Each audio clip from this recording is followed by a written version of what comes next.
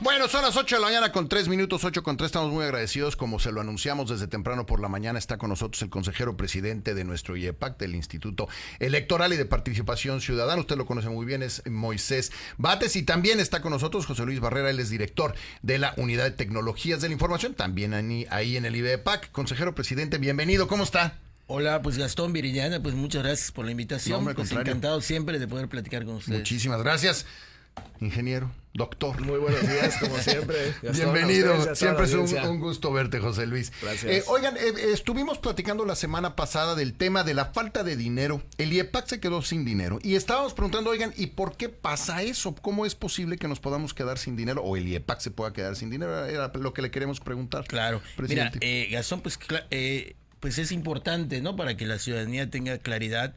Nosotros hemos venido comentando desde antes del cierre del año pasado, cuando proyectamos nuestro presupuesto de egresos y cuando fue anunciado por parte del Ejecutivo un descuento, pues nosotros consideramos monumental, de prácticamente 90 millones de pesos y avalado por el Congreso del Estado, pues fuimos siendo claros de que el Instituto Electoral en algún momento iba a resentir dramáticamente esta circunstancia, ¿no? Escuchamos con atención la entrevista vino Roberto Ruz, consejero electoral, que sí, concediste a uno de los integrantes del Consejo General, y me parece muy oportuno poder ir precisando que respeto la opinión del consejero electoral, pero la verdad no la comparto, como seguramente no la comparte la mayoría de los integrantes del Consejo General, porque si bien el instituto presupuesta sus gastos para todo el ejercicio, me parece que de manera responsable asumió la decisión del Congreso del Estado, entablamos negociaciones con el Poder Ejecutivo para poder explicar nuestras necesidades y determinamos en algún momento proteger el proceso electoral en todos sus términos. Todo el dinero prácticamente que fue asignado fue llevado al proceso electoral y hoy lamentablemente pues sucedió lo que veníamos anunciando. No pudimos cubrir todos los gastos correspondientes al ejercicio fiscal y la verdad creo que es prudente y es importante y es responsable señalar que el Instituto Electoral depende de los recursos que les otorga el Estado y en este caso, al no haber sido entregados como fueron presupuestados, planeados, pues lamentablemente ocurrió lo que ocurrió. La verdad, me llama la atención las expresiones de uno de nuestros integrantes, donde señala que la responsabilidad viene del propio instituto, cuando en realidad el recorte, sin explicación alguna, vino por parte del Poder Ejecutivo y avalado por el Poder Legislativo. Importante aclaración. Y la otra es, él hablaba del PREP, que había sido muy caro el PREP, era la explicación que nos daban. Bueno, allá es un tema, Gastón, y vale la pena contextualizar para que la ciudadanía lo tenga claro. En el 2018, si recordarás, yendo un poquito para atrás, se contrató un PREP específicamente en 10 o 12 millones de pesos y ¿qué ocurrió? Que se cayó. No funcionó, la verdad, hay que decirlo con todas sus letras, no funcionó. En ese momento era otra integración del Consejo General. Vino el 2021 y se contrató un PREP aproximadamente de 25 o 27 millones de pesos, tratando de garantizar. Y hoy, pues, en base a 3 elecciones, y por eso está aquí también el titular de la unidad de informática, pues se contrató un PREP avalado por prácticamente todos los consejeros electorales y todas las representaciones de los partidos políticos, en el caso de 35 millones de pesos, como fue presupuestado. O sea, no se le puso un peso más. Desde el 2023 fue presupuestado de esa forma, e incluso el propio consejero Ruz votó por ese presupuesto, fue avalado por unanimidad, y después es cierto, hay que reconocer que en un ajuste de presupuesto, él se separó de esa votación, pero en un principio pues todos estaban de acuerdo con esa cantidad presupuestada. Se hablaba mucho de la construcción por nosotros mismos como instituto, o bueno, el instituto por sí mismo, de hacer un PREP. ¿Es válido? ¿Es posible hacerlo? Sí, de hecho, pues desde que tuve la oportunidad que me dio el consejero Moisés de tomar la titularidad de la unidad, hemos estado trabajando en esa evaluación. Ya hemos dado pasos interesantes. Hay que tomar en cuenta que el PREP, a diferencia de lo que mucha gente cree, no solo es un sistema informático, no solo es un software, hay toda una logística y bueno, finalmente también hay componentes políticos, ¿no? Al final el PREP es una herramienta más de las elecciones, su nombre lo dice, es una herramienta de resultados preliminares, ¿sí? pero pues que da ciertos elementos de certeza a la ciudadanía, sobre todo durante la ejecución.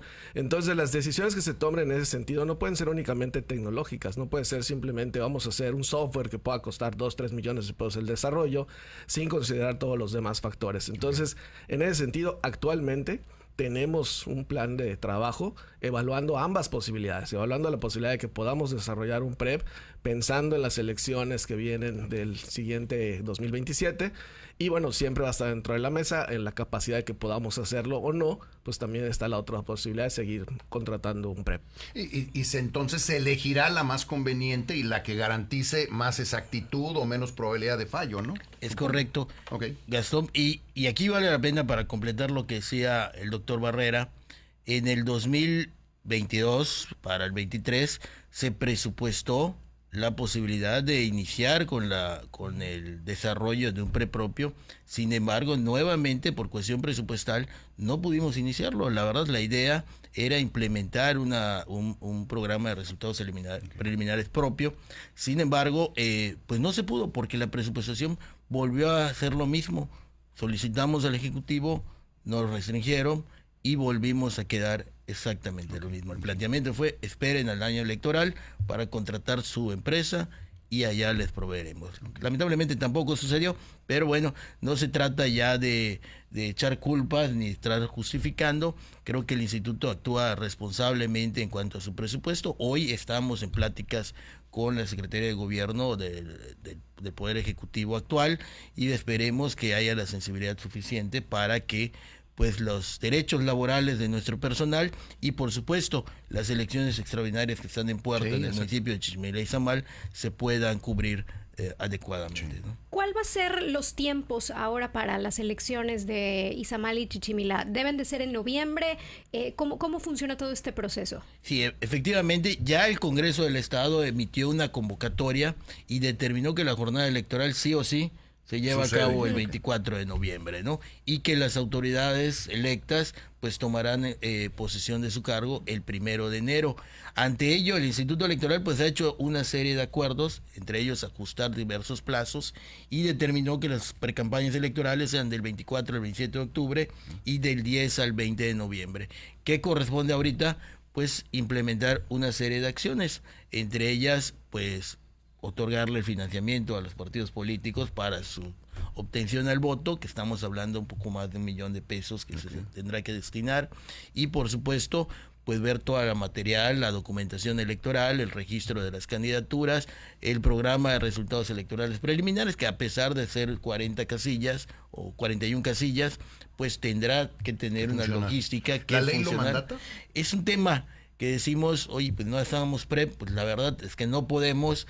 Tenemos que hacer PREP porque la ley lo determina de esa forma, los acuerdos del INE, y hay que tomar en cuenta que hasta responsabilidades de las propias autoridades electorales están. Hemos tenido ejemplos en otros estados que al no implementarse bien, ni siquiera no implementarse de manera correcta el programa de resultados preliminares, pues pueden ser sujetos a remoción los propios consejeros electorales. Entonces, lo cual ha sucedido. Entonces, hay que tener cuidado con ese tema. Aunque sean 41 casillas, ¿no? Aunque sean 41 casillas, eso es una cuestión que veníamos platicando ahorita, ver de qué manera pues abordamos ese tema. Y el problema no puede tratarse de manera tan simple como agarrar una hoja de Excel y capturarla o vía WhatsApp, que posiblemente ante la tecnología tan avanzada actual, pues nos los podamos imaginar de esa forma, ¿no? Sí, pero no garantiza. Pero no garantiza, a pesar de que si hay un punto en ello, a pesar de que quizás pues el legislador tendrá que revisar este tema, porque pues al tratarse de programas preliminares, de resultados preliminares, habría que ver si hay necesidad de invertir tanto recurso humano y económico para algo así. Pero mientras esté en la ley, pues no nos quedará más remedio que seguir aplicándolo. ¿Y no existe un mecanismo como para pedir permiso, un permiso extraordinario para no tener PREP, en este caso que son pocas casillas? Sería con el INE, supongo, ¿no? Pues mira, hemos estado en ello, pero realmente no existe un mecanismo para evitar el PREP. Lo que existirá, un mecanismo quizás para hacerlo más sencillo al tratarse de muy pocas casillas, y es lo que estamos buscando. Ya se realizó una consulta al Consejo General del INE a efecto de que nos determine qué tanto nos podemos salir de los estándares tradicionales o que ellos han normado para el caso del PREP, pero bueno, buscamos lo más práctico, lo más económico en ese momento, pero lo que sí, que quede claro, lo que genere certeza a la ciudadanía, sobre todo cuando hay elecciones que se están repitiendo, ¿no? Estamos platicando con el consejero presidente Moisés Bat, estamos platicando con José Luis Barrera, director de la Unidad de Tecnologías de la Información, obviamente de nuestro Instituto Electoral y de Participación Ciudadana. ¿Cuál ha sido parte de las ideas o de los proyectos que hay para dar certeza a esto? ¿Cómo funcionan estos sistemas de certeza? ¿En qué sentido? En el caso, por ejemplo, del PREP. Bueno, hay toda una logística y como bien comentaba nuestro consejero presidente, hay todo un reglamento, un documento aproximadamente de 400 hojas emitido por parte del INE, donde establece cosas perfectamente. De hecho, vale la pena aclarar algunas de las cosas que comentó el consejero electoral que estuvo invitado antes con ustedes, en el sentido de que, pues bueno, algunas de las intervenciones hablaban de datos que pudieran ser confusos para la ciudadanía, ¿no? Como que el PREP había procesado el total de las actas. La realidad es que eso está normado. Okay. O sea, nosotros no ponemos incluso hasta los colores que se ven en la página del PREP, todo eso está normado por el instituto. Las estadísticas que salen están normadas por el instituto y hay una definición de por qué está esa estadística y qué significa. Desafortunadamente, y coincido con la opinión del consejero, a veces la ciudadanía no entiende un poquito las estadísticas del PREP. Realmente la ciudadanía lo que sigue es pues quién va ganando en cada una de las elecciones que le interese, pero la realidad es que hay toda una normatividad detrás de toda esa página que es la que la ciudadanía ve. Y en ese sentido, pues todos esos mecanismos son los que dan certeza a la información, a pesar de que, como el nombre lo dice, pues son resultados preliminares. Ahora, más o menos estaba usted hablando de 1 millón de pesos que necesitan entregarle a los partidos para estas campañas, y eso lo hacen ustedes. Más o menos estamos hablando que estas campañas podrían costar 3 millones, 4 millones de pesos, ¿o cuánto? Pues mira, habrán topes de gastos de campaña definidos que estarán definiéndose en unos cuantos días. Se les otorga parte de ese dinero para que ellos puedan tener el financiamiento público. Efectivamente, es una fórmula que no es establecida por el IEPAC, es una fórmula que está establecida desde la Constitución de la República y que es obligatoria, no hay manera de evitarla. Y en el caso de los gastos que puedan obtener, se les fijará un tope para la obtención. Pero bueno, eso ya corresponderá a lo que el propio partido puede ir abonando. ¿Y de dónde viene el dinero? Porque el IEPAC ahorita trae el problema de que no tiene dinero. Mira, ¿tienen dinero para estas elecciones extraordinarias? No, porque efectivamente, pues, al ser extraordinarias, pues no fueron presupuestadas, obviamente. Y si le bajaron el presupuesto, pues menos. Nosotros consideramos exactamente de que pues presupuestamos lo de la elección ordinaria, nos bajaron el presupuesto, metimos prácticamente todos nuestros recursos a ello, y lo que hoy planteamos al Poder Ejecutivo ante la convocatoria que está establecida es que requerimos el recurso, ¿no? ¿Ya hablaron con el gobernador? Ya hablamos prácticamente con las autoridades correspondientes, con el secretario de Gobierno, a efecto de plantearle nuestras necesidades, y bueno, hemos recibido pues una buena atención, por decirlo en esos términos, y estamos prácticamente seguros de que habrá una respuesta positiva ante estas necesidades. Que el gobierno lo que sí puede decir es tal vez necesitemos desde el IEPAC, voy a decir un número, 3 millones, y puede ocurrir que el gobierno diga, te doy 2,500 porque no tengo más. Esperemos que no sea Esperemos así. que no, pero eso sí puede pasar. Sí, podría pasar. Y no tendrían de otra más que ajustarse. Pues no tendríamos de otra más que además, ajustarnos. ¿cómo se ajusta si no se pueden ajustar? No tendríamos de otra más que ajustarnos. Hemos estado creo que haciendo de manera pública. En próximos días tendremos una sesión también donde todos los remanentes, recursos de intereses que se han generado en nuestras cuentas bancarias serán ajustados a nuestro capítulo 1000 para pagar específicamente pues los sueldos y salarios de nuestro personal. Que ese es el otro problema, ¿no? Que había, no acaban el año. No acabamos el año en cuanto a sueldos y salarios, y creo que es una preocupación importante, pues el proteger los derechos laborales de nuestro personal, de nuestra plantilla, de nuestro recurso humano. Y pero bueno, creo que estamos en posibilidades de hacerlo, en pláticas. Yo creo que el instituto... Ese dinero, presidente, perdón que lo interrumpa, el dinero para acabar de pagar las quincenas que hay de aquí hasta el último de diciembre, ¿también viene del gobierno estatal? ¿Cómo funciona? Mira, todo el recurso que cuenta el Instituto Electoral, como cualquier instituto electoral del país, y incluso el INE, pues viene prácticamente del Estado, o sea, es del erario público, como similar a cualquier dependencia. El instituto proyecta un presupuesto, lo remite al Poder Ejecutivo, a su vez pues lo debería de anexar al presupuesto estatal para remitirlo al Congreso del Estado, y este es el que determina en definitiva cuántos recursos se le asignaría al Instituto Electoral. Así ha sucedido, bueno. Y en esta ocasión funcionaría igual, se hace la solicitud al Ejecutivo y el Ejecutivo lo pasa al Congreso. Es correcto, de la misma forma sucedería. Ahorita, al tratarse de elección extraordinaria y de un presupuesto extraordinario, en realidad no tendría por qué pasar por el Poder Legislativo, es solamente el Poder Ejecutivo. Al ya haber sido aprobado el presupuesto estatal en sus términos, solo el Ejecutivo tendría la facultad de decir, ¿no? Sí, tengo el dinero y te lo pues te ampliaría tu presupuesto. Desde luego. Oiga, el otro día, y lo platicábamos, no porque lo diga la ley, pero habiendo, si es que se encuentra los culpables por los que se tiene que repetir la elección, porque las elecciones extraordinarias se deben a anomalías, y algunas veces aparecen los responsables de las anomalías. ¿No deberían pagarlas ellos en lugar de nosotros con nuestros impuestos? Una buena carta a Santa Claus de tu parte, mándala. No, pero es que además yo digo, oye, si hay un culpable, o varios, o 10, los que sean, no importa, pero si están identificados los culpables, ¿por qué hemos de pagar nosotros su relajo? Pues mira, si es correcto, así debería de ser. La verdad es que deberíamos descontarlo de las propias prerrogativas. En el caso específico, por ejemplo, de Izamal, pues el Tribunal Electoral determinó que la responsabilidad de la repetición de la elección fue atribuida a uno de los candidatos, ¿no? Incluso, pues no lo dejan participar nuevamente en la elección.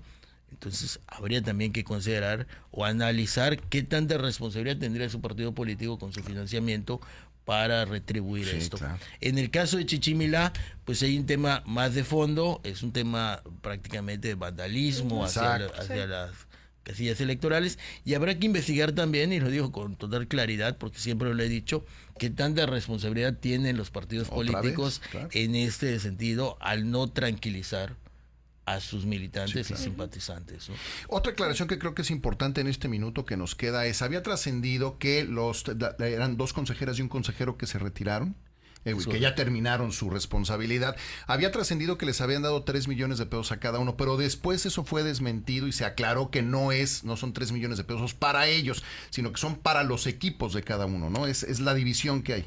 ¿Es correcto? Es correcto, pues como en toda relación de trabajo, y hay que ser claros aquí, digo, para mucha gente es complicado por entender que un consejero electoral pues es un trabajo también como el de cualquier funcionario, cualquier persona que está desempeñando una labor, y al concluir su gestión pues tiene, en base a las condiciones establecidas, una retribución de liquidación. Dictada por la ley. Dictada por la ley, o sea, no hay más ni menos de lo que se establece en la ley, y al igual que el personal que acompañó a sus consejeros en su labor durante los 7 años, pues fueron liquidados en términos legales, o sea, establecidos. Entonces, cuando uno establece que, oye, ese dinero debió haberse quedado allá, pues a lo mejor en un mundo ideal así hubiera sido, y hubiera estado ideal que entre los consejeros... Injusto, ¿no?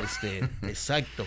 Sí, lo que se proponía era, bueno, pues se los damos en cómodas mensualidades o algo, pero la ley no lo permite, según pues yo. Mira, tampoco. hasta donde yo entiendo, pues que estudiaban en la facultad, dicen que los derechos laborales son irrenunciables, entonces habría que ver si esa posibilidad fuera posible. Entonces me parece que no, creo que volvemos a actuar con responsabilidad, con prudencia, de tratar de cubrir todos estos aspectos que son obligatorios y además que son derechos ya adquiridos por parte del personal y por parte de funcionarios que trabajaron para y lo mismo le pasaría a alguien que está de gerente en una sucursal de bancos y decide ya salirse, pues hay ciertas condiciones que tienen que cumplir, ¿no? Es correcto. Dice la producción que si aceptas tu quincena en mensualidades. No, es que la mía es en euros, entonces por eso me cuesta un poco más de trabajo. Oiga, presidente, consejero, doctor, pues muy agradecidos por su tiempo, gracias por venir a hacer estas aclaraciones. Creo que siempre es importante dejarlo muy claro todo, y bueno, pues ahora estaremos pendientes de que pues les den el recurso, porque necesitamos ese recurso, porque se necesita y punto. Es correcto. Pues muchas gracias a ti, Viridiana, Gastón. Siempre encantado de estar contigo y permitirnos hacer esas aclaraciones también. Bueno, pues ahí lo tiene. Es Moisés Bates, el consejero presidente de nuestro IEPAC, el Instituto Electoral y Participación Ciudadana, y el doctor José Luis Barrera, director de la Unidad de Tecnologías de la Información. Doctor, como siempre, muchísimas gracias. No, gracias a ustedes. Un gusto Como siempre, un escucharle gusto también. estar aquí y con la audiencia. Muchísimas gracias.